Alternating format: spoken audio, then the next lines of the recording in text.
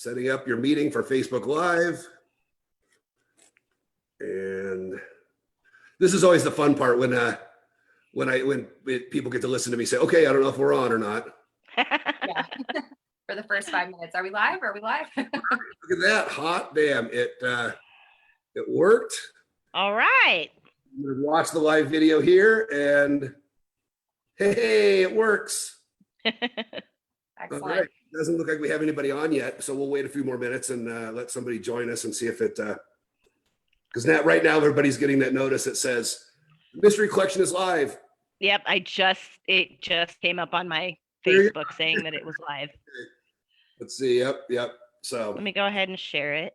So what have you guys been doing before we get started? What have you been, when people will watch this? What have you guys been doing to keep busy during the quarantine and keep sane? Have you picked up any new, have you picked up any new hobbies or learned anything new? No. I've been working from home, so I mean it kind of drives me insane a little bit. And to be honest, I've gotten a little lazy with working in my pajamas and whatnot. But for the most part, no, I try to keep myself busy with doing things that I enjoy, like some of the vacations when I went to Vegas and up to Cheyenne on Halloween, things like that. Nice. All right, we got April. My friend April says it's working, so she can hear us. So MacKenzie, what have you been up to? What have you done to keep yourself busy? I actually started. It's like you're busy all the time. I am busy all the time. Work has been keeping me busy, but I also started paint pouring during the pandemic. So I've been selling my paintings and doing that. And then also because of the shutdown in March, my husband's business was closed. So I was filming him doing cook-alongs for Create Cooking School. So that kept me very busy during the shutdown. And that's in the Source building, right? Is that, or no, it's the Stanley building, right? Yep, the Stanley Marketplace. Yep. Nice. That's a cool place. I've been down there a couple of times. That's a cool building. That's a neat area. Yeah, it's a great way to support small businesses. They're all locally owned small businesses, so it's great. Very cool. So looks like we got about 10 people watching. So let's go ahead and get started with the meat of the show. Thank you guys for coming back. It's been about 3 months since I've done this. I've had a little upheaval, I think most people know, in my personal life, and just kind of getting back to doing this. And it's been one of the things that I appreciate the people reaching out and saying how much fun they had. I had a lot of fun doing it, and it gave me a reason to drink on Sunday afternoons. I have a reason to drink on Sunday afternoons, but it's not fun anymore. I don't know what it is. We some buddies and I were talking about it, and sports don't have the same. It's just not the same. It's just not.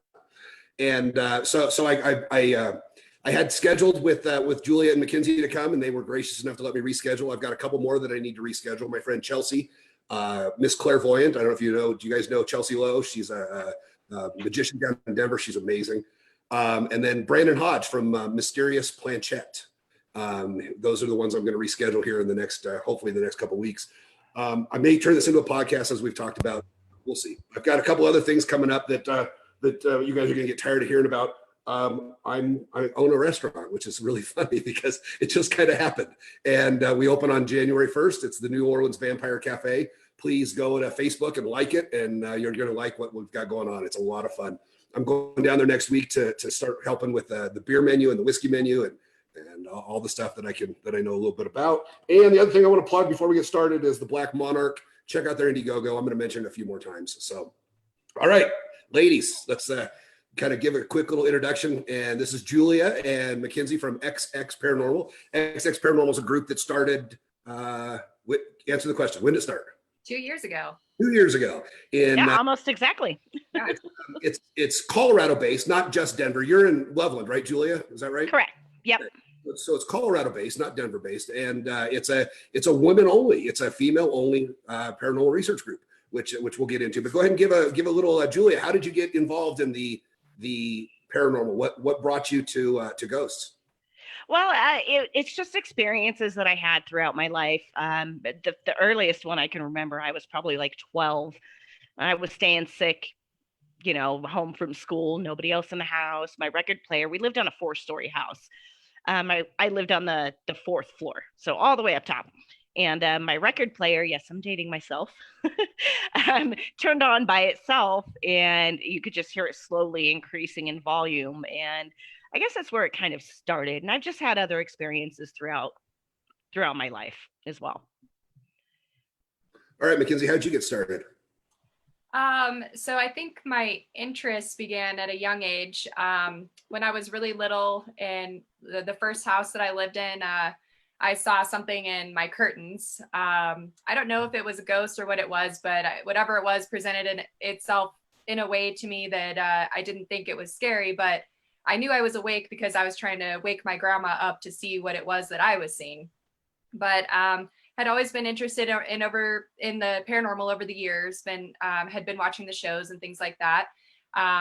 Got my degree in college in mass communication, and after I graduated college, I was kind of trying to figure out, what I wanted to use my degree for. And I saw an ad for a TV host for a paranormal show, and auditioned for that and did a TV pilot called Paranormal Hunters. And the show didn't get picked up, but I was able to work with with a paranormal team that showed me how to use all the equipment. And we investigated the melting pot in Littleton. And that team was Colorado Shadow Investigations, Luana Kurtz. And so I've kept in touch with her over the years. I've been a part of a couple paranormal teams and just kind of got hooked since then, and was really amazed at the equipment and the communication and how there's a possibility that you actually could be communicating with spirit. I think that's amazing. Well, and that's something we're going to get to. I want to get into the meat of that, but I'm assuming, and correct me if I'm wrong, I'm assuming that you both are believers. That you are not in the hunt for the belief. You are believers. I am a skeptic believer. I would like to review any other possible thing that it could potentially be outside of the paranormal. I'm not one of those that's like every tiny little thing is, oh yeah, that's unusual, it's got to be paranormal. No, I'd rather have actual evidence as opposed to just kind of thinking everything that happens is paranormal. Yeah, and I think that's part of why Julie and I get along so well too, is because we both kind of go into that mindset. And Megan too. Megan McCorkle is our other team member. We kind of go into it like, how can we debunk this? How can we determine whether this is actually something that's paranormal or unusual? For me, I know we're communicating with something when we get voices that come through on the spirit box and things like that, but I'm not necessarily saying it is a spirit. I've had some experiences that have made me question whether we're communicating with other things. So for me, it's kind of finding out who or what we're communicating with and what that is. I'm open to what that is, I guess. Okay. Well, we'll get into some of the specifics on those, but tell me why 2 years you've been XX Paranormal's been around for 2 years, and you were part of a group before. What led to, and you don't have to be as specific or be as specific as you want. What led to forming an all women paranormal group? And are there others? Are there others across the country? Yeah, I think that there are lots of other women paranormal groups. I think for us, the group that started off, we broke off from another group. I think we had seen some things that were questionable to us as far as evidence that was being presented to people. And we didn't know if the evidence was true evidence or if it was faked evidence. And so we decided we wanted to be a part of a group that was releasing what we believe to be authentic evidence. So that was a piece of it for us. Like, I have a journalism background, and we just want to make sure that we're releasing what we believe is true information. So that's part of it. And also we wanted to have our own organization, and unfortunately there's a lot of flakiness in the paranormal community. So that was an issue. And there's a lot of drama. And so we were trying to avoid some of the drama by having our own team and just kind of doing things how we wanted to do them. Well said. Yeah, I think you pretty much covered it. Well, and I have some friends that are professional magicians that are women, and the creepy factor in magic, women aren't taken as serious, and it sucks because some some of them are some of the more talented magicians I've ever known. And when my friend Chelsea's on, we'll tell a story that she became my hero one day by standing up to him. And I imagine, and I don't mean to put words in your mouth, but I imagine that happens quite a bit in paranormal as well, with the egos and the attitudes and the predominantly male-driven kind of field. You guys are probably marginalized and probably made to feel. I mean, if you're arguing evidence, and they're not being taken serious, I mean, you got to kind of question that. So I admire you for stepping out and starting something on your own. That's awesome. That's really awesome. Thank you. I to be perfectly honest, I think it's not a field general type thing. I think it's just a across the board, no matter what field you're in, type of thing. You know, where honestly women are not taken seriously and not taken as credible as some other people in, you know, in whatever field they may be in. Yeah, I think you can see that a lot with the TV shows that are out right now. It's male dominated on television. There are a few women that really stand out and that their names are known. But other than those few, you know, women do not get the spotlight really in the field. And, you know, we've discussed like that's not something necessarily that we do this for. You know, we do this because we enjoy it. Right. But it's something that you can tell by I think publicity a lot of the time. Well, you know, and to draw a correlation to magic, you know, look at the traditional role of a woman in performance magic. They're wearing very little clothing. They're usually the ones that are tied up or put in a box, and they're always the assistant role.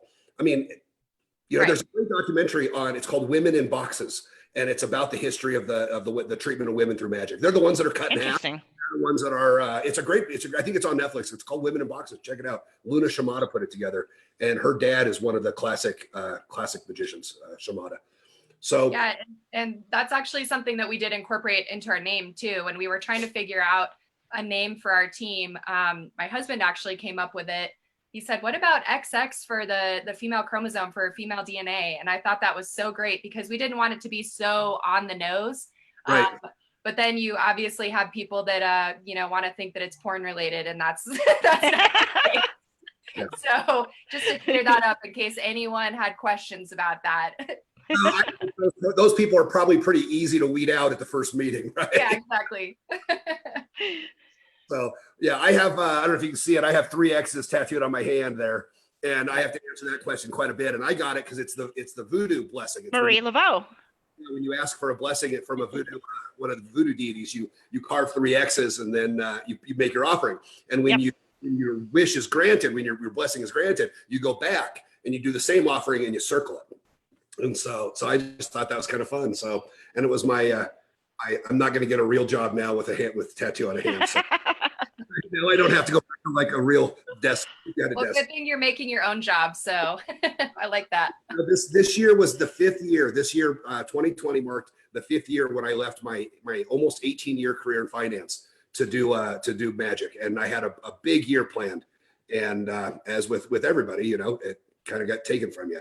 I had a tour planned. I had some deals with the Black Monarch and a cruise ship. I was doing a murder mystery show that I had written on a cruise ship, and yeah, it was going to be a big year. So hopefully we can just kind of put it on hold till next year and everything can get picked back up. So what you guys talked a little bit about the TV. So I want to talk to us about TV and what TV does for paranormal research. It's kind of I don't know if it's taken as serious on the TV level as it is on the local level. And is TV just yes or no? Is TV paranormal hunting shows, Zach Baggins, those kind of guys, are they good for paranormal research? Or are they bad for paranormal research? I don't think that can be answered with a yes or no. I think it has 2 sides to it. The big no is going to be, you know, you don't go into paranormal investigations thinking that you're going to get that kind of activity everywhere you go and every time you go somewhere. And I think the good side of it actually is kind of it allows other people to help us with, you know, new equipment, new things that we can use, and things that, you know, that can be shown how to use them and things like that. So it's kind of a double-edged sword. Yeah, I think there's a couple sides to it. I think what I struggle with or what I find frustrating is that a lot of the shows will hype things up or make everything out to be evil. Oh, could it be demonic? Could this be an evil entity? And I've been investigating for 9 years, and the majority of the time I've had very positive experiences, a lot of friendly voices that have come through. It's just like people you meet every day.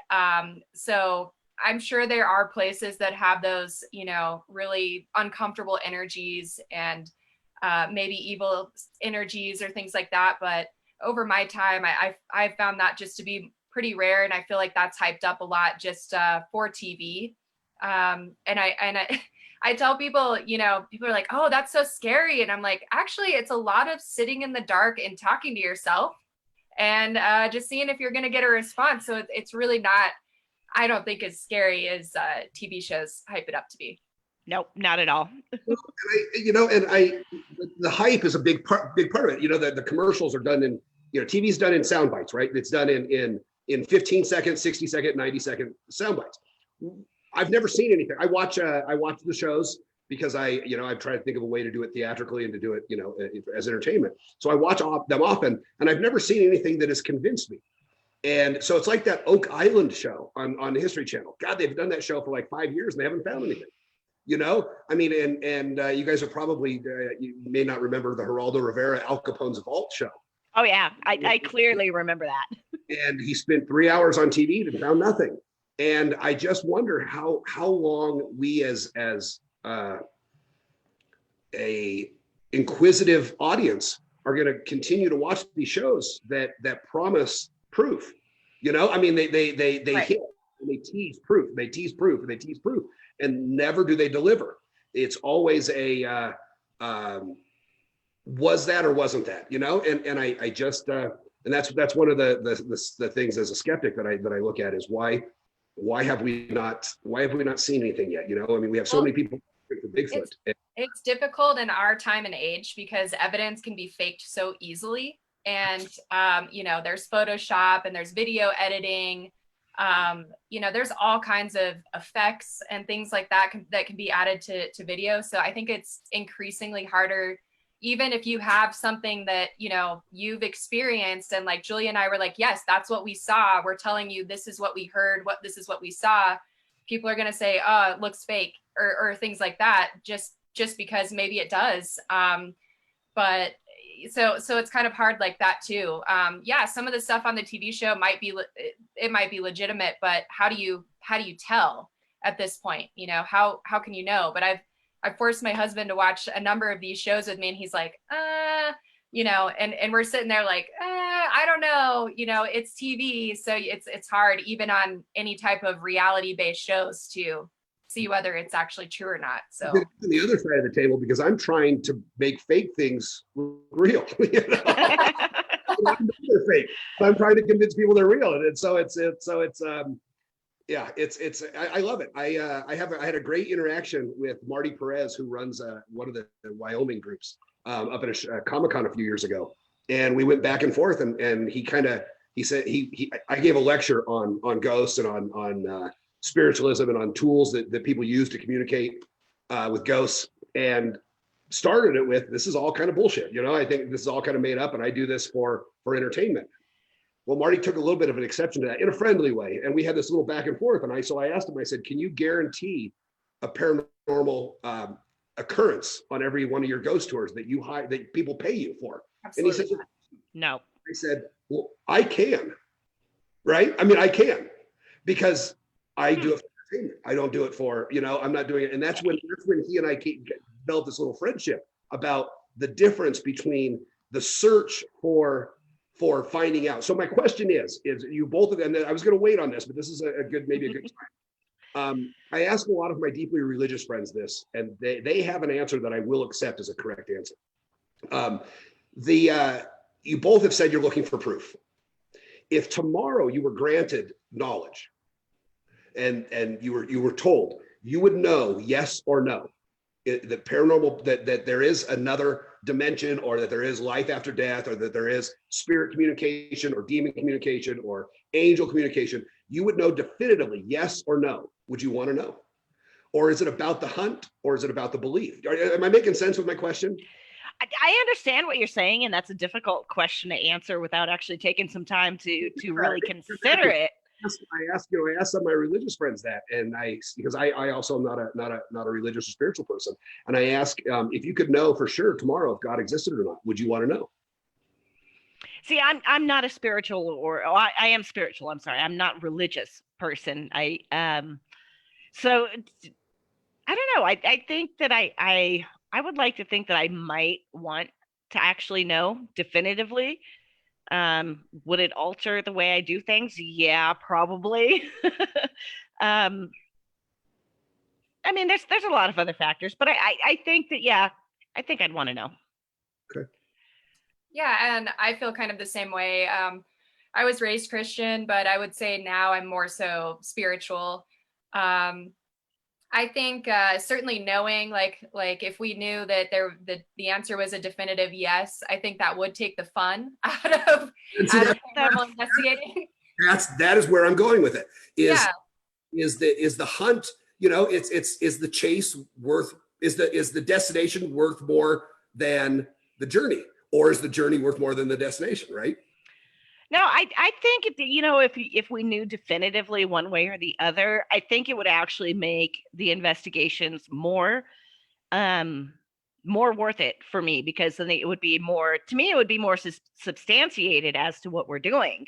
Like if we get something, then it'd be like, okay, we know, we can't just be like, oh, well, this is just odd. This is just, don't know what happened there, but you know what I mean? Because then it would be proof. Yeah, but that's definitely part of the fun of it. I mean, that the thrill of the chase, or the thrill of the hunt, or sitting in the dark and wondering what's going to happen next, or if you're going to make contact or communicate with someone or something, that's what's fun about it. But definitely, and trying to figure out what it is. But yeah, if you knew what it was already, it would definitely change how we investigated and how we tried to make contact and how we went about it. We have a question from Maria Burke, and Maria, you may have to clarify if I'm getting this right. Maria asks, wouldn't there be a higher probability during the holidays? And Maria, do you mean a higher probability of spirit communication, or do you mean what? Maybe reply to that, but I'll let you guys talk on that a little bit. Are there times of the year that, I know, isn't the veil supposedly the thinnest on Halloween night between the living and the dead? Talk a little bit about what the holidays mean to derail from the question, which I will come back to. To answer Maria's question, are there seasons? Are there seasons that are better for communications? Are there? Well, I mean, with me personally, I'm pagan, but I can't say that there's any particular season that I believe is better more so than another. Weather, on the other hand, does, I feel like, affect it, especially electrical weather, like, thunderstorms, things like that. And but yeah, I can't. Huh? I think moon cycles do affect it too. That's a good point. Yes. I would agree. I don't think necessarily seasons. I mean, I could say potentially holidays could. I mean, unfortunately, there's a lot of suicides around holidays. So I could see that there might be some correlation between that, but I haven't found that in investigating. I mean, we've done quite a few investigations on or around Halloween, or around those times. And, like Julia just went up to Cheyenne and, got some stuff, but for the timing of like the moon and the like around Halloween or Samhain, like it wasn't maybe as accurate what we were what was that? Samhain. I knew I'd mispronounced that. It's okay. Everybody does. Me. Yeah, so I think even though you're looking for that, it wasn't. I grew up with Danzig and Misfits, and it was always Sam Hain. When growing up. Sorry about that. It's okay. You know what? That's the majority of people, and I mean, especially even me being pagan, you can see it, and that's how it's spelled. So you would think that that's how it's pronounced, right? So do you think that to follow up on holidays, do you think maybe anniversaries specifically to the spirit mean something? I do a bit, and I don't know if I did this at the show that you guys saw. I do a bit on a local legend here in Greeley, the W.D. French. He was hung on December 22nd, 1888, down on the courthouse. And so I've been working on an idea of a December 22nd seance. And do you believe that that date would have an importance in W.D. French's spiritual life? I think it could just, and not necessarily because of the date, maybe it's the energy. And I mean, you go 1 year and it's, that energy is still recognizing that it's been that amount of time, or, I mean, does that kind of make sense? Yeah. I could see both sides of that. I could see where if spirits have a concept of time, then that would probably be an important date to them. Just like I would imagine that they are sentimental like we are. However, I don't know if they have a concept of time. That's something that I've been trying to figure out during investigating is, do you know what day it is? Do you know what year it is? Do you know what month it is? And I still am not getting super definitive answers that, I'm not confident that they know the time or if it stays the same. So that leads into a good question about spirit communication. What are the spirits? Are they trapped? Are they, you hear that they're trapped, that they have unfinished business, that this human had unfinished business. So they're stuck in a middle ground plane. Are they tortured souls? Are they, I mean, what do you believe? And if so, how do you, are they looking to be released to another plane? Are they looking for vengeance? I mean, I guess it's all of the above. But in your specific hunts and your specific research, what have you found? Why do some people, or is everybody a spirit? Is everybody become a spirit? I've seen. I'll let Julie. Julie, you want to go first? No, actually, I was going to suggest that you take this because I've heard you speak on it before.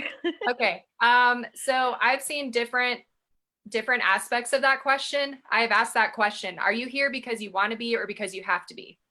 And I've gotten both answers: have to be or want to be. I think sometimes spirits choose to stick around. And I don't know if that's a fear of moving on to where they're going to move on to, if they're attached for some reason because of unfinished business, if there was a traumatic death. I don't know if they always know that they died. So I've seen all across the board with that. So I think it's kind of a mixed bag on that question. And I don't think they always want to be released. I don't think they always want to move on. I think sometimes they choose to stay. Okay. Have you watched the Haunting of Blythe Manor? Have you watched that show? Yes. Okay, so I haven't yet. Okay, we won't do any spoilers, but you should watch it. So MacKenzie, so that kind of ties to what not knowing you're dead, or not knowing the plane you're on, and sometimes not wanting to leave that plane. That's kind of a theme in Blythe Manor. So that you should check that out, Julie. It's worth watching. I saw that the first, that correct me if I'm wrong, but this is like the second technical season of Haunting of Hill House. No, they're two separate stories. They're the same actors and they're the same production company, but two completely different stories. Okay. Based on Shirley Jackson's story, and then the Blythe Manor. Oh God, had I not needed to bring it up, I could have told you, but it was based on a story written in the 70s. Blythe Manor. Okay. So yeah, I'll definitely check it out. You guys mentioned earlier the equipment you use. I want to get that, but a friend of mine, Vic Nadada, messaged a question. If you could invent one piece of ghost hunting equipment, what would it be and what would it do? That's a really great question. That is. I mean, what do you think about that? If you want to talk about what equipment you do use. Well, I mean, I've got things like I've got the Ovilus 3. I've got a spirit box that's an S box. I don't know. Is that the voice thing? The thing that I don't know what that is. Yeah, that's the one, that scans through radio stations at or radio frequencies. I'm sorry, not stations, but radio frequencies at a very high rate. So I mean, the chances of you getting an actual sentence and you hear it, it's something that is not normal, because I mean, it's scanning through several frequencies at a time. So there's that. The Ovilus 3 is a device that was created by Bill Chappell, I believe. MacKenzie, am I right? I'm not sure of the creator, to be honest. But that one has words programmed into it, like a dictionary programmed into it, to where they should be able to pick out words that are programmed into it. Right. So you're relying on the spirit to pick the word. Right. Well, it's yeah, and it's used by EMF, so electromagnetic frequencies. So I mean, it depends on the level of EMF. It depends on, you know, what word they pick. And the Ovilus has over 2,000 words in it in the Spirit dictionary. box is just, yeah, spirit box is white noise, like using the radio stations AM or FM, forward, backwards, different speeds. But we also use the K2 meter or EMF detector, which detects electromagnetic fields. So obviously we'll do a sweep, make sure there's not anything electric in the room that could be setting it off. I like dowsing rods a lot. That's just like a very basic one. They used to be used to find water, but I like feeling the energy that way and like really feeling if something's moving those. And then our other team member, Megan, has a lot of other equipment. She has a Connect, which uses kind of like the technology from the Xbox to form kind of like dots around, like if there's movement. That came in handy in like mine investigations and things like that. There's also FLIR technology where you can see like infrared. I think for me, I would kind of want to see more technology around like seeing what's there, you know, because like we can't necessarily see things. Animals might be able to. I think, you know, I think a lot of times we see our pets look at something and follow something across the wall that we don't see. So the, you know, the infrared's helpful for that. The Connect's helpful for that. But it, you know, it would be neat if there was something more to see, I guess. But the and then Megan has the, what is it called, Julia, that the portal that hooks up to the spirit box. Yeah. That helps take out some of the white noise so you can get more clear answers. And that that's a very helpful piece of equipment. Yeah, it allows the actual words that are coming through to be more pronounced, and the background noise of the white noise, you know, switching between radio frequencies to be more dulled. Okay. And night vision cameras are kind of the kind of thing as well. And so what are some of the, you described kind of the instruments. What are some of the things that have come across on those instruments that you said, okay, that's it. That's enough proof. That's evidence to me that there's a spirit here. Like what has been said on the what words have come up? What has been said on the, what have you heard on the radio box or the noise box? And what have you seen on the, I mean, I've seen the shows with the Zach Baggins show where it has the dots and the figure moving. And have you seen that? Yeah, that's what MacKenzie was talking about with the Connects, the Xbox Right. technology. Have you've seen it and it's, you believe that was a spirit? Like I said, I'm a skeptical believer. So, I mean, I do believe that so far we've only caught one using that particular device, and that was in a mine. And yeah, that one I do believe. Yeah, for me, I would say that it's usually when there's multiple pieces of equipment that we're catching things on. That's when I tend to believe that there's something there. When, you know, another piece of equipment we use is a Maglite flashlight, which, you know, you take a little rubber gasket out of it, you twist it a bunch and it's very loose, and you set it, you know, on a stable surface. You can like tap, make sure it's secure and it's not turning on by itself. And I've had that go on, you know, like 20 minutes into a conversation, all of a sudden that flashlight turns on to one of our questions. But also at the same time, the K2 meters lit up to red and we're getting voices on the spirit box. So I've had some of those crazy nights. You can also just, I feel very sensitive to energy. So sometimes I feel like, okay, there's something going on here. I feel like something's coming in closer. Sometimes I feel like they're attracted to us and they're coming closer. Sometimes I feel like it's dead or they leave. But I'll tell you an experience that I had with a prior team, my friend Christine, who joins us for quite a few investigations. When we were in South Dakota, we were walking by, we were in the cemetery where Wild Bill and Calamity Jane are buried. And we were walking by a husband and wife grave. And I think the last name was something like Arden Hall or something like that, kind of an uncommon name. And Christine was walking a few feet ahead of me, and she just happened to say the last name on the headstones or the gravestones. And she's like, oh, Arden Hall, that's interesting. And right after she said that, that last name came through on the spirit box. So they said their last name. And then I was like, oh, Christine, they just said their last name. And we walked closer and we're like, oh, you know, Bill and Lily or whatever their names were. And we heard a male and female voice come through at the same time. And they're like, hello.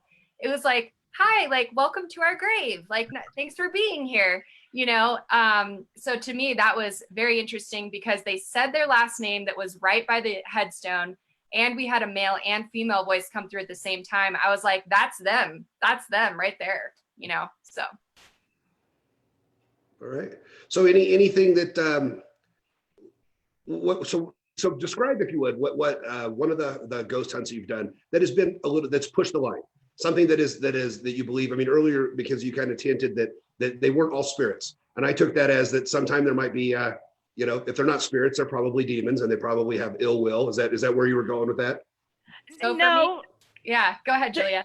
It's more going with, you know, I mean, I suppose that's a possibility, but I mean, then there's other dimensions, which is also another possibility. Aliens. I'm not saying I believe in aliens. I don't believe in aliens. It's one of the things that we're trying to figure out. So, I mean, there's multiple things that, you know, it could be, and we can't say one way or the other definitively. Yeah. What I was alluding to, and that was, I had an experience in Biloxi, Mississippi. There's a Confederate cemetery behind former President Jefferson Davis's home out there, his retirement home. There's a cemetery. And I was in that cemetery. K2 meter was going off. There's nothing electrical to set that off. And I asked, is there anyone here with us right now? And this really creepy voice came through and said, humans. And I didn't know what that was, but from the way that was said, I knew that whatever it wasn't human. And to me, that I interpreted it as being extraterrestrial, but I still to this day don't know what that was. And it didn't come through again, but I felt like we were being observed. Okay. All right. See, I'm an alien guy. I'm a UFO nerd. And I had this conversation with a friend of mine who is a big UFO, ancient alien historian or an ancient alien theorist. And we talked about it, and we talked about why, you know, I visited Roswell. That was one of the trips my daughter and I took this summer. We drove down to Roswell, and we as alien people, we've done ourselves in by having making it almost a joke. You know, I don't know if either of you have ever been to Roswell, but all of the souvenir stands have, you know, these green aliens smoking marijuana, or these green aliens with Rastafarian hats that say, you know, we be jamming in Roswell. And we've made this complete joke, you know, and we've made this complete joke when you know, I believe the research is there, and I believe that the likelihood of aliens is probably pretty good. And we've made this joke out of alien researchers, and we've made memes out of them, and we've made where the ghost people have provided, I believe, less research and less proof and are taken way more serious. And I think it's because we've done it to ourselves. We alien folks have done it to ourselves. And by making these, you know, I don't know. Okay. Well, so where I was going with this question was, have you ever been on a hunt or a research trip that is pushed the line with you, that has actually scared you, that has made you think that you've crossed the line into something that is dangerous, something that is no longer for fun, or something that is no longer research? Julia? I don't think I personally have. I don't get scared very easily. And actually, I think if, you know, on an investigation, if something does come up where it might be make your heart race, I guess. In a way, I'm an adrenaline junkie when it comes to that specific area, not in all of them, but but with things like that. As far as being afraid, I think maybe when I was a teenager and I lived in this house out in Rama, Colorado, and that one was a little scary, and I didn't really know what was going on there. You know, I was like 16. So, but yeah, I guess as far as being afraid, that would probably be the only thing, but that wasn't an investigation. So. Okay.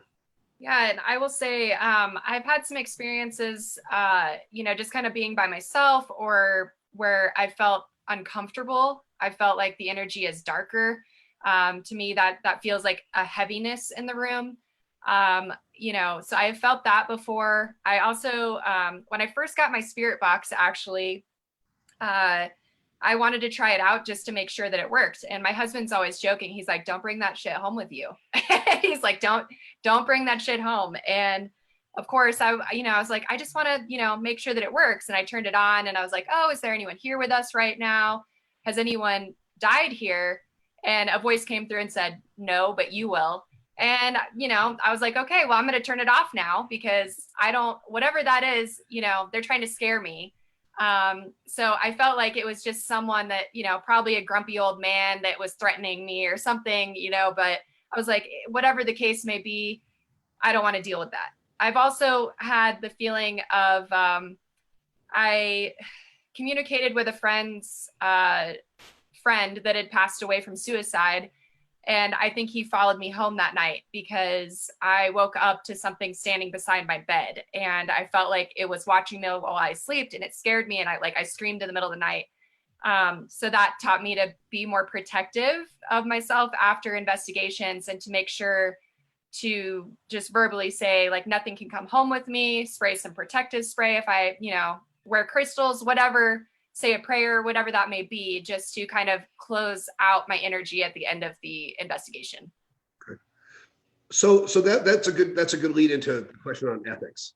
I do theatrical seance. I do, communication with ghosts, and I've had people come up to me after my show, and I'm you guys have seen it. I'm very blunt that this is fun. I'm not talking, and I've had people ask me to try to get in contact with dead grandma, or try to get in contact with son that died in a car accident a year ago. And I have friends that's happened. And I actually happened during a show once. A woman wanted me to tell her grandpa that she forgave him for raping her. And, wow. And I knew it. She didn't say that to the audience. She had written it down. And so I didn't say that in front of the audience. But on one hand, as a performer, that's amazing theater.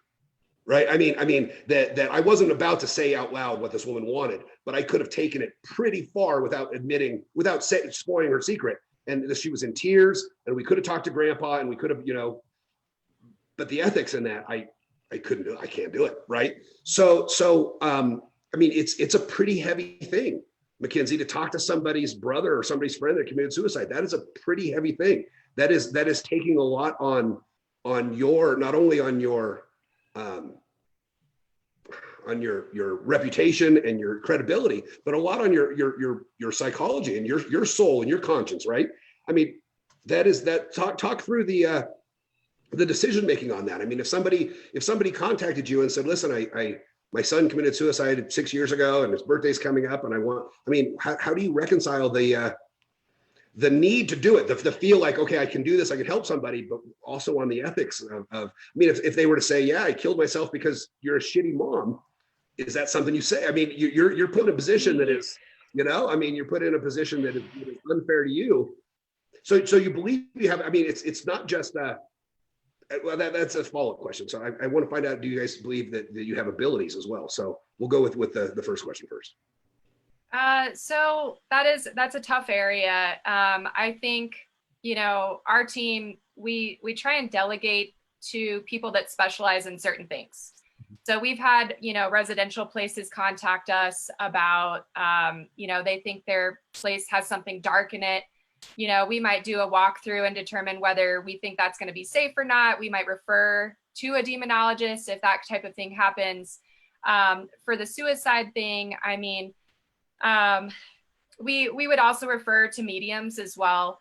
I have some mediumship ability that I've been able to determine, but it's not like one of my strong suits. So if someone kind of approached our team and they wanted us to make contact, I think we would be willing to try and make contact depending on what the circumstances were and say, hey, like we can try. But again, we never guarantee anything. Like we've done public investigations and things like that. And we're like, look, we've had experiences here, but that does not mean that it will be active tonight. Anything that you experience, like this is just normal. This is what happens here, So I guess it kind of depends on the circumstances. Yeah, I mean, I agree too, and I think it would be very difficult if we were faced with something like that. To be honest, I wouldn't be comfortable with somebody else considering us as a medium type Right. of contact for their loved one. I would be willing to do, as MacKenzie said, okay, well, we can, use the equipment and things like that, but past that, we're not guaranteeing that, And we don't that's. know what's going to happen. And I'm prefacing that Mhm. with like, hey, if this was a traumatic death, whether, they were murdered or there was suicide or there was something traumatic that happened, an accident, we don't know what kind of state they're in, how they're going to respond. So that would be something we'd really have to prepare the people for if they went into that, to let them know, like, we really, do you really want to do this? Like, we'd really have to have that conversation and explain what, the possibilities could be. Yeah, I agree. So MacKenzie, you said you believe you have you're tuning in on your mediumship abilities. Julia, do you believe you have any insight on mediumship or any special? Mediumship, no. Empathic abilities, the just to be able to feel emotions, things like that. Little things like we were investigating a place in Longmont, and for the life of me, I cannot remember the name, but I was upstairs and I was like, "There's somebody here with a lazy eye. Is there?" And then we asked the people who were there, the people who worked there, and they're like, "We don't know." And then Luana, somebody that MacKenzie mentioned earlier, was there with us, and she happened to be looking at a picture. She's like, "Come look at this picture," and there just happened to be somebody with a lazy eye. Was that Sandstone Ranch? Wasn't that the name of it? Yes, that's Yes. it. There you go. So that goes into a topic I want to talk about. What are some places that you've done that are memorable, that were, for lack of a better term, that were really hot places, or some places that stick out as kind of your maybe your personal greatest hits? For me personally, it was the Myrtles plantation. And with you being a Louisiana fan, I'm sure you're familiar with the place. Um, I went there 5, 6 years ago, something like that. And I just wanted to check it out. Like I said, I've always been curious and whatnot. It was my daughter and I and my boyfriend at the time. And we actually ended up with a cocoa house, which is, I don't know if you're familiar, but it's an entire house that's on the plantation. It's not the actual hotel itself. But shortly after getting checked in, boyfriend and I were sitting on the porch outside in the rocking chairs. Daughter was inside the house, and she's like, we hear her yelling from inside, "What do you want? I'm in the bathroom." And she finally comes out the door. She's like, "What the hell? Why'd you guys keep knocking on the door?" And we're like, it wasn't us. And she also experienced sleep paralysis there as well that night. Yeah. And those weren't on formal investigations; those were just on vacations. Okay. Yep. Yep. Okay, MacKenzie, do you have a Yeah. greatest hit? Yeah, I have a few spots that really stand out to me. One was definitely the melting pot in Littleton. That used to be an old jail, and it also was a library that had a fire there. So there's quite a bit of history there. But I just remember, and maybe it's because it was one of my first real like paranormal experiences. The spirit box sessions there were just insane. We were asking, how many of you are in the room with us right now? 7. What are your names? Seth, Steve, Mary, like it was like roll call. So we were just getting direct answers very quickly to our questions. So I found that place to be very active. Also, there's this little tiny town outside of like Blackhawk or Central City called Nevadaville. I went there with my friend Christine when we were part of another team. And we were just in this little tiny apartment. And this was a public investigation that we were on. And that's an instance where the flashlight had not gone off for about 20 minutes. And then all of a sudden it was like, boom, we're here. Flashlight was going on and off, K2 meter, spirit box. So that was very active. And then also at the Beauvoir Mansion in Mississippi, very active there as well. So just kind of, and I notice a lot of my investigations where I get a lot of stuff is like with my friend Christine. And I do think there's something to certain energies that investigators bring to investigations.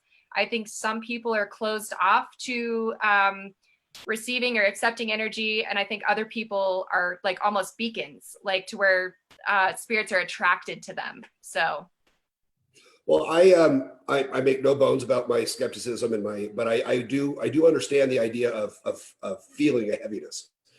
There's a couple places in this world, and I admit to these. There's two places in this world. One being New Orleans, which is, it's a 300-year-old city, and it's amazing. The other one that I really felt a heaviness in, and I don't know what it was, but I just felt this vibe, was in Istanbul, Turkey. There's just wow. this heaviness that is just, I mean, it's 100% Muslim.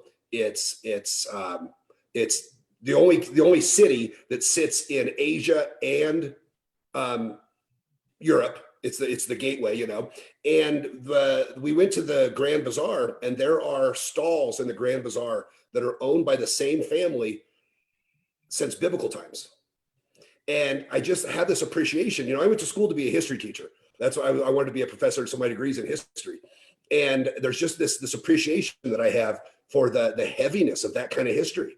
And so when you say that the melting pot used to be a jail, that kind of stuff is that's cool to me. That's cool to me. So this is a good time to plug the Black Monarch, because I want to invite you guys. If we get to the goal on the Black Monarch, they have a fundraising campaign going on right now on Indiegogo.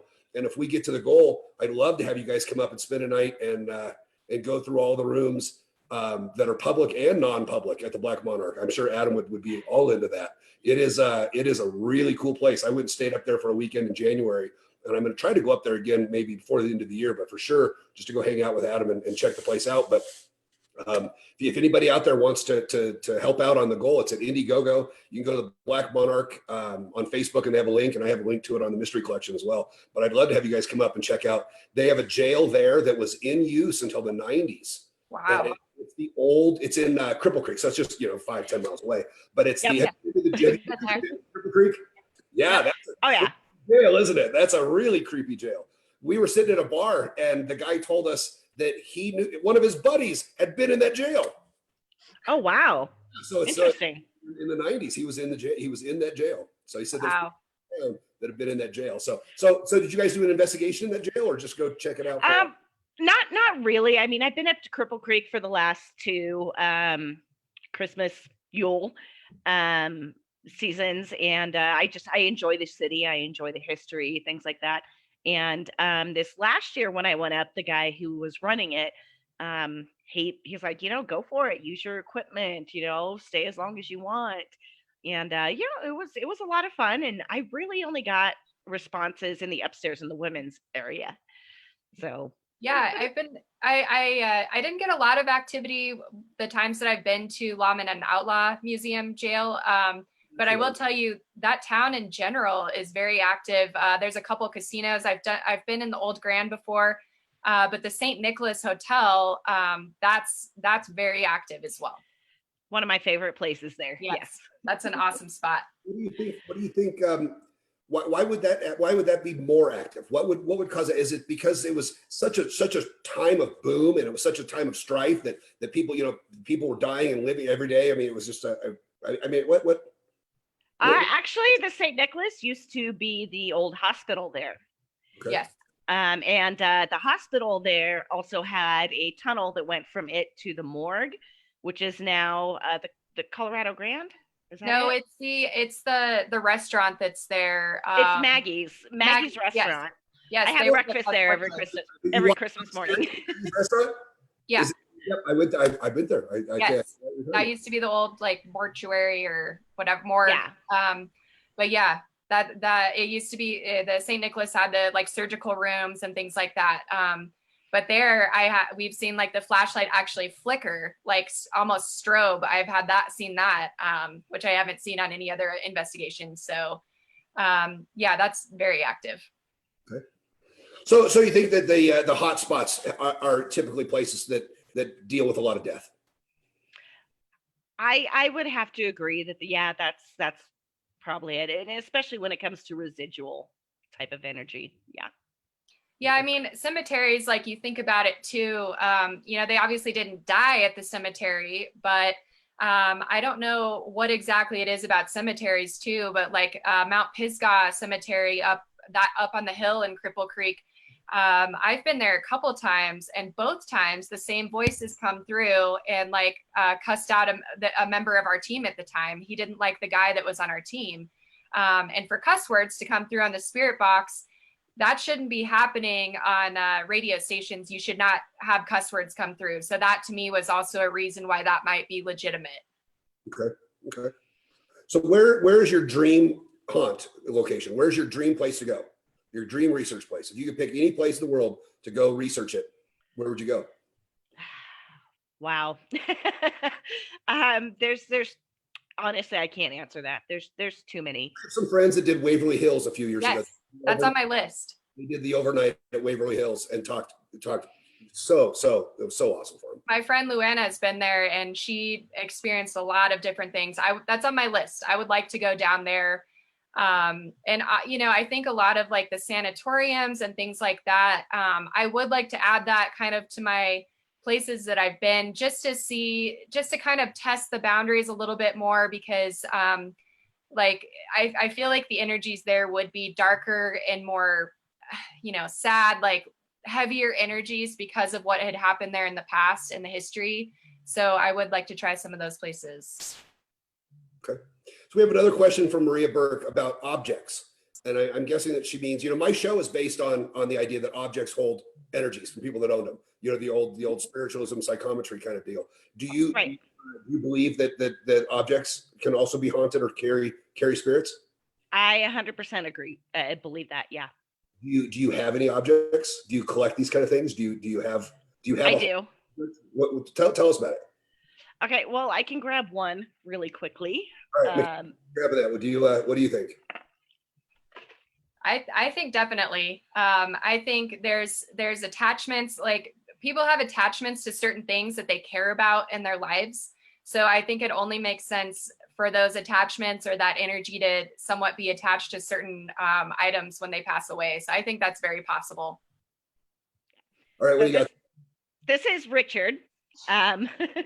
He's told me his name multiple times over the spirit box. I got him from Ireland. He's just like a little clown doll. Not 100% sure on why he's here, but he's spoken with me many times. He's a very grumpy kind of older gentleman. Here's a curmudgeon. Yes, there you go. That's a good word. So I have him, and then I have another doll. She's from the 70s. She's got 3 faces, and she's supposedly haunted, but to be perfectly honest, I don't believe I've really gotten a whole lot from her. Okay. As far as objects, I do have pieces of the foundation from the Zach Bagans documentary about Demon House. So I own some pieces of the foundation from that. I think that's about it for haunted or kind of those type of objects. So MacKenzie, you said your husband says leave that shit at home, or don't bring that shit home. So do you have any haunted things in your house? I do not. In fact, I'm a person that cleanses my house regularly. I burn Palo Santo, sweetgrass, sage, probably like monthly, or anytime I feel like, it's been a rough week, I'll clear the energy and try and, cleanse the house. So for me, not so much. Well, I collect this stuff. I love it. I have some jewelry that belonged to Anton LaVey. I have, Calvin, our friend we talked about off air. He kind of got me into grave dirt, collecting grave dirt. He's got a grave dirt collection that is just amazing. I've got one of the original Crying Boys. Are you familiar with the Crying Boy painting? Oh, absolutely. I have an original one. I found it in Amsterdam. I love that stuff. I think it's awesome. So I have a watch that my collection started with baseball cards. Isn't that funny? That is. In the late 80s, early 90s, they started taking bats of players and running them through a chipper, and they put a 1-inch by 1-inch piece of a bat inside a baseball card. Oh, wow. You have a piece of a bat that belonged to Mickey Mantle. And I just thought, man, you have a piece of a bat. Well, it reminded me when I was a kid, a friend of my grandpa's who I'm named after, we called him Uncle Paul, and he was just a dear friend of the family. Every time I'd see him, he and my grandpa owned part owners of a bank in Wyoming, and he'd bring us silver dollars, real silver dollars from the 1800s, early 1900s. And I loved them. I still have them to this day. And I remember having one from 1890, and I thought, I'm going to try to make a list of all of the things that this silver dollar had seen, right? All the things that the silver dollar had been used for. It had been given as a gift. It had probably been stolen. It had probably been used in a crime. It had probably been used as rent, groceries, probably been given to a loved one, all the things. And then I saw the movie, The Red Violin. Have you seen this movie? I've talked about it on the show a bunch. The Red Violin. It's got Samuel L. Jackson in it, which don't let that dissuade you from seeing it. And it's about a violin that was made. And if anybody remembers that exact, chime in. A violin that was made like in the 1500s, 1600s. And it starts with them making it. And then the end of it, the violin is sold at Sotheby's auction. And it tells the story of all the things that this violin had seen, all the places, all the people that had played it, all the places it had been. And I that's what kind of got me into this idea of the relics, of the idea of ownership of something that tells a story. I have a book, and it's on the shelf over there, was owned by H.P. Lovecraft. It was his book, and it's got his book stamp and his name and address written in his handwriting on the inside. And I use that some nights when I'm writing or when I'm trying to come up with an idea for a story and a show that, I imagine that he, in Providence, Rhode Island, one night it's pouring rain and he's stuck and he's in a bad mood. And so he just grabs a book to read, to look for inspiration. So I do believe that maybe some of these objects can allow some feeling and spread some energies. I don't know necessarily haunted. I'd love to find out, but so yeah. I think that goes into even not even objects necessarily that people have owned, but like I'm like a big nerd with crystals lately. Like I'm really getting into energy of like crystals and like what those feel like when I hold them in my hands and how I feel when I'm around them. So I think there are certain things that give off certain energies as well. So here's a crystal story. A couple years ago, I went to Machu Picchu, and one of the girls in the group had a bag of crystals that she brought from the United States. And there's a little river that runs up there, and we hiked up the river, and she soaked them in the river. She wanted to get the energies of the water. What's that about? I think water is usually used to cleanse crystals. For me, as far as water, like my relationship with it is, I also make moon water. So I will put water out. Tell us what that is and what it does. Yeah, so I'll put water out in the full moon energy, and I'll leave that out overnight, and then I'll bring it in the next day. And the thought is that you're taking like good energy from the moon and cleansing energy from the moon that you can either drink. Like I water my plants with it. I also put it, I mix the water in with some of my paints when I paint, and I infuse my paintings with Reiki. And so I just kind of think of moon water as good vibes. So that's kind of a new thing that I'm getting into as well. Yeah, I make moon water as well. Okay. And so, yeah, okay. Yeah. I don't know. I don't have a follow-up question for me. It's like, sounds a little crazy, but you know what? It's so crazy than anything else, right? I mean, it's so crazier than holy water, right? Right. I mean, it's about, it's all about, and I say this a lot, and not just in paranormal, and not just in spiritualism, but in just in general life. It's all about intent. Right. 100%. Yes. 100%. It's not about a Catholic. I grew up Catholic, and me too.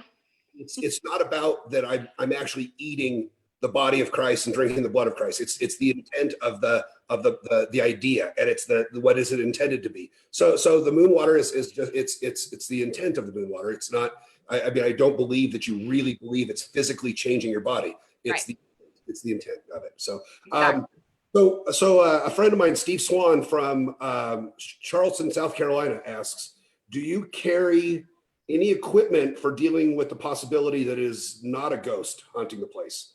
Like if it ends up being a crazy person and they come after you. Has that ever happened? That has never happened with us personally. We've heard stories question from Steve before I asked it, but We've heard stories of other people having those type of experiences. However, I mean, when we go on an investigation, the area is secure. We check everything before we even begin investigating, and it's just it doesn't really allow for that to happen. There's protocols that you want to have in place as an investigation team to protect yourselves, and we as women especially. But one of the things we make sure of is that whatever location or building we're in, that the doors are locked before we get started. But yes, we have heard of a team where a homeless person like downtown like attacked someone. People's equipment they've had equipment stolen by people.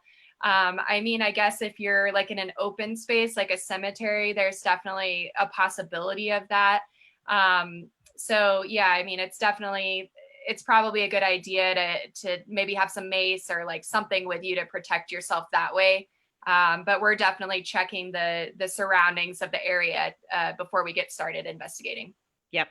So do you typically, most investigations, most research trips, are they at night? I would say the majority, yes. You can still get activity during the day. I've had numerous things come through on the spirit box during the day, like in cemeteries and things like that. But I do feel like there's kind of a quietness and a different energy at night that I think is preferred for me. I do kind of agree with MacKenzie on that. I do think that everything is still present during the day, regardless.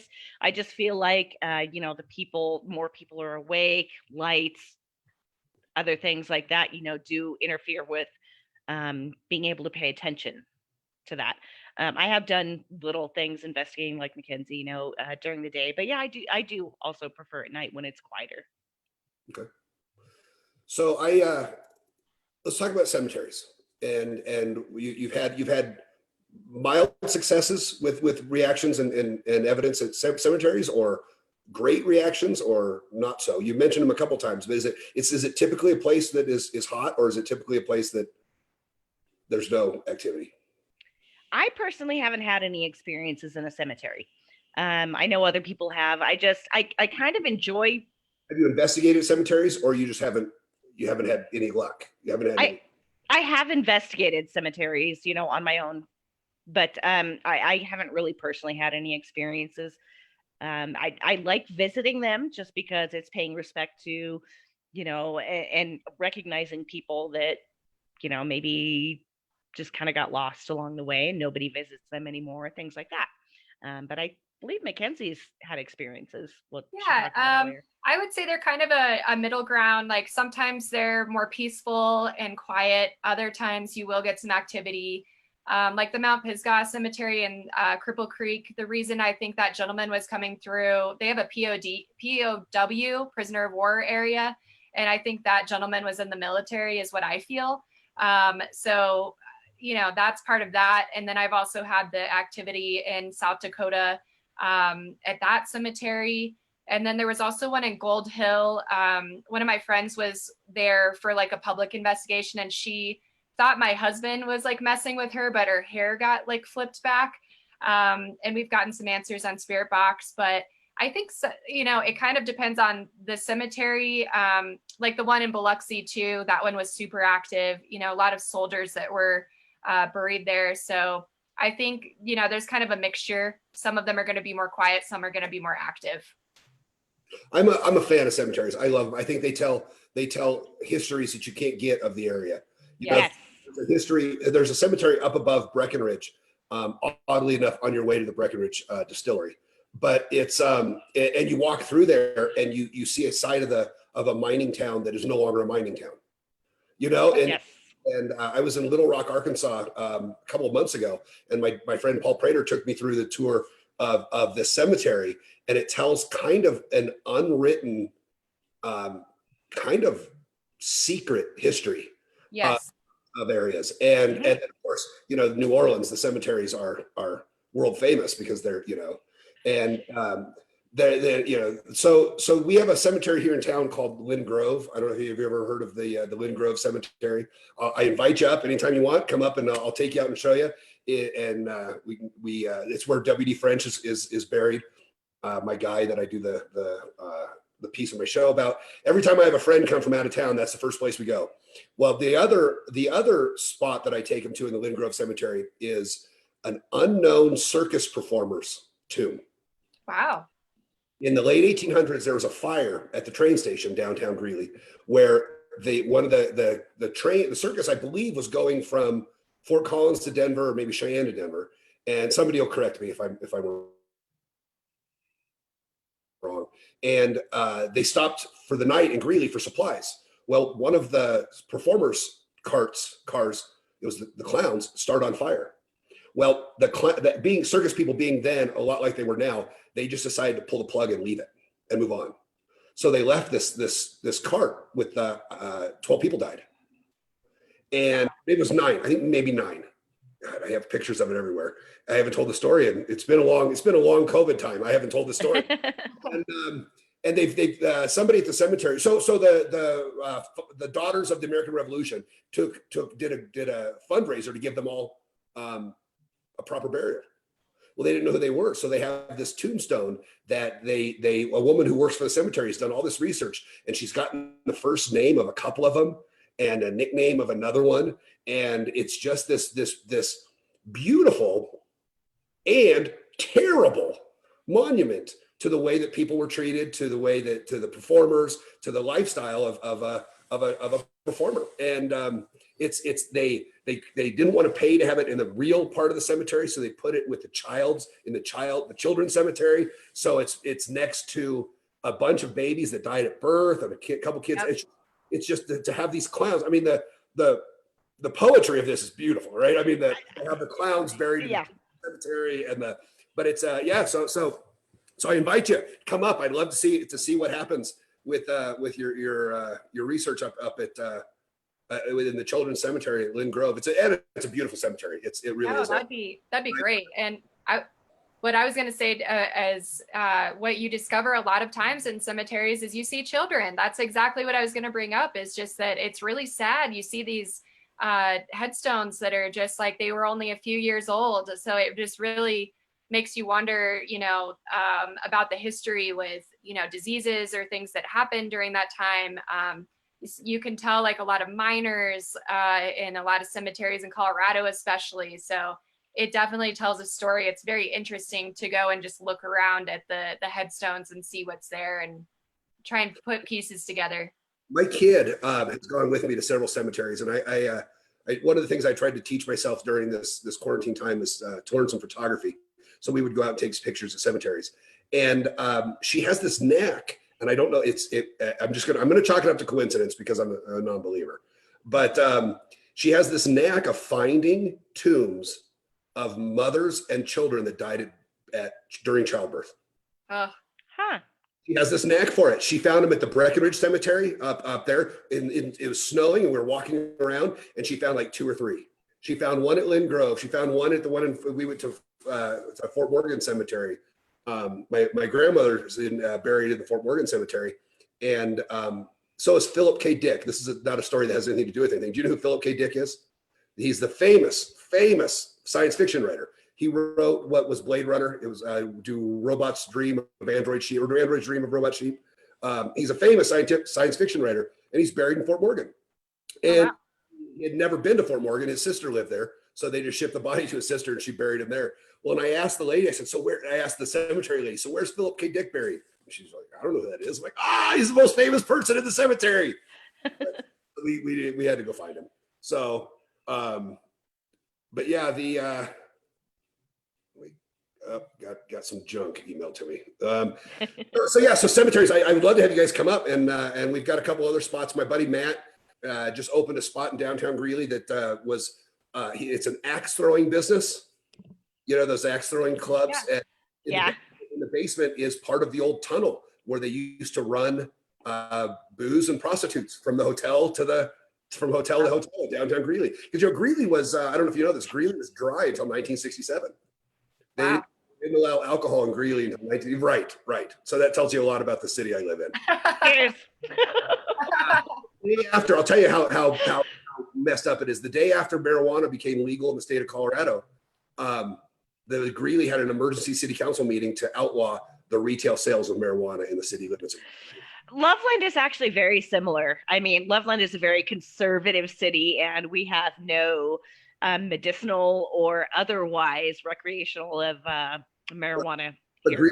Greeley city government has no problem asking us to raise taxes every single time. Every single election, they have no problem asking us Yeah, to I'm raise like, taxes. take the tax money from it. Like, it's worth it. Yeah. So what we've done is, if you come into Greeley on Highway 85, it turns into 8th Avenue. It's all bars and liquor stores. And going back to the 50s and 60s, that's where, because you couldn't buy it in Greeley, it's called Garden City. So now it's still all bars and liquor stores. And so it's all bars, liquor stores, and marijuana dispensaries. And they have the nicest street signs and the nicest pavement and the best sidewalks because they got all the money. They got all the tax money from this. So our city council, they're all terrible. They're all a bunch of terrible people that just don't understand that the world's changed. Anyway, I'll get off that. But Yeah. please come up to Greeley sometime and check out the cemetery. I'd love to show you. Yeah, I definitely would enjoy that. There's only one place in Greeley that I enjoy going to, and it's got the best sushi ever. Which one is that? Daruma's. I don't know that I've ever been there. I like sushi. Is it the old down by the campus? Yes. Called Echo. Yes, I know. Yep. Did they change their name then? Years ago, it used to be called Echo. Oh, okay. So MacKenzie, have you ever been to Greeley? Yeah, actually, I was a band nerd. So I was up there for all state band. They have an amazing music program at UNC. So that's kind of the little bit of time that I've spent in Greeley was up for like honor bands during high school. So I haven't been up in a while. Well, it's changed quite a bit. You wouldn't believe it. So all right. Well, we're about 3/4 of the way through. If there's I do want to talk a little bit about what you believe the future of paranormal research is. As technology gets better, that's a curse and a blessing, as we talked a little bit about that. It's a curse and a blessing. So what do you think the future of paranormal research is? I know that's a big question. I mean, it is. I mean, what are some trends that you see happening? I think probably ghosts are the hottest they've been in a long time right now. I think Hollywood's done a good job. I think TV's done a good job. I think, and we talked about this. I don't know if we talked about this on air or not. I'm reading a book on the history of seance, and spiritualism really got a rise after, plagues or the Civil War, when people had a bunch of really quick, unexpected deaths. Well, we're seeing that now. We're seeing a lot of that right now. So do you believe that there will be a rise in spiritualism again, or do you think that we've become such cynical, closed off people that we're not open to that anymore? I mean, I don't know. I think it's a little bit of both, to be honest. I have seen a rise in people being spiritual and being interested in, communications with whatever it may be. But then again, I've also seen the same rise on the other side of, atheists and whatnot, who don't think that there is anything. And I mean, I think organized religion is taking a dive with that, and more people are either going one way or the other, with spiritualism or with atheism. Just the logistics of organized religion right now, you can't meet, you can't organize, right? I mean, it's well, yeah. We're starting to make little factions of their big group into smaller groups, which is kind of, like what you guys did with your group. I mean, on a different level, is you formed a group of like-minded people. Was that going to form more religions? Is that going to make different factions of a big religion as smaller groups? I don't know. It could. Yeah. It's really hard to say what the future is going to look like. I think a lot of the same foundations will be there. A lot of the same principles will probably stay there as far as like equipment and trying to make contact. I think a lot more people are curious than what they're willing to admit. Like if we were to look at, people's Facebook data of like what pages they follow, I think religious or not religious, I think people are curious about the paranormal, what that means. And I think people are always questioning, is there life after death? What happens after we die? So I think the curiosity will always be there. And I think more and more people definitely are getting more interested in it and curious about it. I mean, that is one benefit to the TV shows is it's like highlighting an interesting thing that people are trying to explore. And, some people definitely have fears of it and they stay away from it. Some people think it's, evil. So I try and tell people I'm just trying to have a conversation with someone or something, I really don't see it as a dark means of communication by any means, but yeah, it's going to be interesting to see what happens, but I'm not sure what the future is going to look like. So anything? Oh, hold on. I got Maria asks, she says that she would ask ghosts for cures for authenticity. So maybe proof of authenticity. She would ask, like proof. I have a real problem with a lot of, the kind of magic I do is they call it bizarre, which I think is a terrible name for it. It's more storytelling, but there are several magicians that do what I do, where we talk to ghosts and we communicate with ghosts. And the problem that I have is they waste an amazing prop, an amazing trick to ask a ghost to find a fucking playing card. Right? I mean, right. It's so, but I'm glad Maria said this. So if you could ask a ghost a question, you said, MacKenzie, you said people are looking for, proof that there's life after death or an answer. That's what I mean, if you had a chance to ask a ghost, and I've talked about this on a couple of different podcasts with people that it angers me so badly that these magicians have such little respect for their audience that they think that that's what people would ask a ghost, is to find my playing card. What card am I thinking? Right? If you had a limited opportunity to talk to a spirit, to talk to a ghost, and gain some sort of proof of the afterlife, and you could ask them a question, I would hope you wouldn't ask them what your playing card is, or what word am I thinking about, or what's my PIN number. So what would you ask? I mean, I had a chance to ask Dacre Stoker this, the great grandnephew of the guy that wrote Bram Stoker, or that wrote Dracula, Bram Stoker. If you could ask Bram Stoker one question, what would you ask? So if you could ask a ghost spirit in general, or a specific ghost one question, what would you ask? That's a big question. It is. It's difficult. And to be honest, one of the things that I enjoy doing is actually making a game and having actual interaction instead of just constantly, asking questions and waiting for answers. Because I feel like too many questions, they're just gonna be like, same stuff, different day. Doing that though, do you ever think that there's something you could do for a ghost? I mean, do you ever think that there's a spirit that, we talked earlier about that sometimes they say that spirits have unfinished business. Do you believe that we as humans, or you guys as conduits to the spirit world could help? I mean, could they ask you, I need you to do this, I need you to do, I mean, you hear on some of these ghost stories where, sometimes the mediums come up with the clues where they find the body of a murder victim, or and other times, like Sylvia Brown, she just makes $500,000 off this family and tells them that their daughter's dead when she's been alive the whole time. Yeah. But do you believe that we can assist? I mean, do you believe that they're looking for help and that there's something we could do to help? I believe it's possible. Yeah, I think sometimes, again, depends on the circumstances. I do think that's where like a true medium could really come in and help relay some messages to family. I think there are people that have abilities to maybe help some of those spirits to move on. But how to do that exactly, that's not something that, that's not our wheelhouse. Yeah. But yeah, I think it's possible. And I do think there are messages that definitely loved ones want to let their living loved ones know and pass on, that they didn't get to say, or they didn't get to do something. So yeah, I think that's quite possible. All right. Well, I think we'll wrap up. I didn't take as much of your time as I promised I would. We kind of got hit all my points real quick, and you guys did great. I do want to plug again the Indiegogo at the Black Monarch. I don't know. Have either of you been there? I know that you want to go. Have you been there, MacKenzie? I haven't been there yet. Okay. It is amazing. And I know it's a really cool thing. What Adam's got going up there is unlike anything that's going on anywhere in the country right now.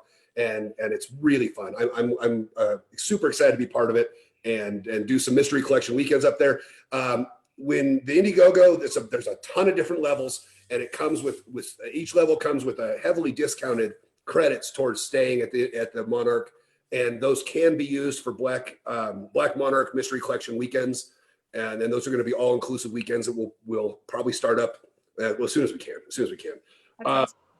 So if we get the goal, I'd love to have you guys come up for one of the Mystery Collection weekends and do a ghost paranormal hunt, a ghost hunt with us. Yeah, when definitely.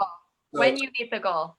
Yeah, we got to get the goal. When you guys will meet it. I think. Yeah. I hope so.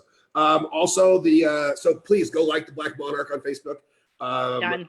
New Orleans Vampire Cafe, give us some love. We're new. We just started the Facebook page last week, so I'll be down there next week. I'm gonna probably do a couple of these little pop-ups just from my phone with some fun people from New Orleans and just talk about. I'm gonna meet with some breweries and try to get us some beers lined up just for us. We've got a chef, we've got a bar manager, we've got some staff already lined up. It's really deep fried deviled eggs are on the menu. I saw those. Those look so good.